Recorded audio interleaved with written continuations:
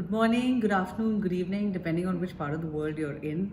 Today's video is actually coming as a response to my last video in which I talked about how it's very important to be in sync with your child, in tune with your child's emotions. So one mother wrote back to me and told me that in her case, she is having a problem of the reverse actually.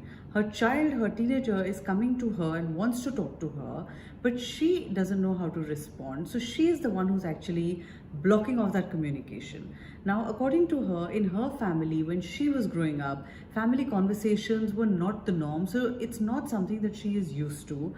In her words, she's aware of these dysfunctional dynamics, but she finds that somehow when she, is sitting with her child, she doesn't know what to respond when the child talks to her.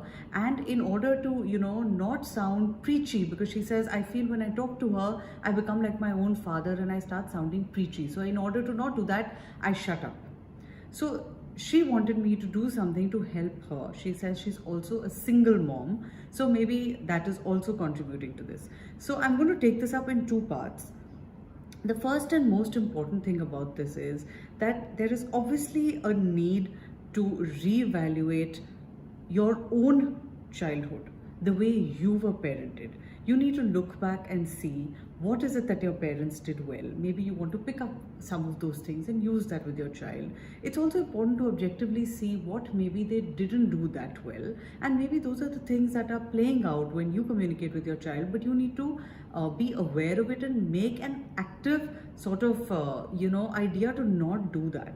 The third is to always understand that all our responses are accumulated wisdom from what our parents taught us, from what we have seen around us, from messages in the media, and some of it is just ingrained and it's just coming out automatically.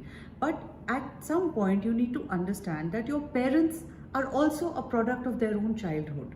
So look at the context in which they were parented, because of which they parented you in a certain way. But the point is, you know that, you have recognized that, you need to let it go. Instead of carrying on thinking about how it was or letting it play out through you, maybe work on, how to deal with these emotional obstacles that you are facing and let the past be over and done with.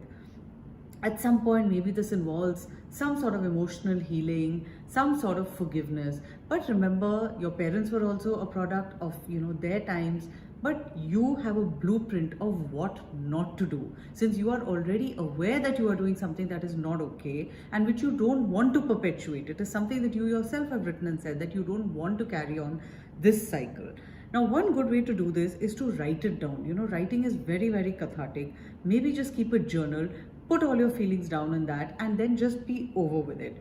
Or see a counselor. If you feel you're not being able to make progress or move ahead of this, then go and seek professional help. Because until you emotionally heal from whatever it was in your childhood that is making you parent a certain way, you won't be able to make your journey towards becoming a more positive parent, which is what is really needed if you want to have good communications with your child.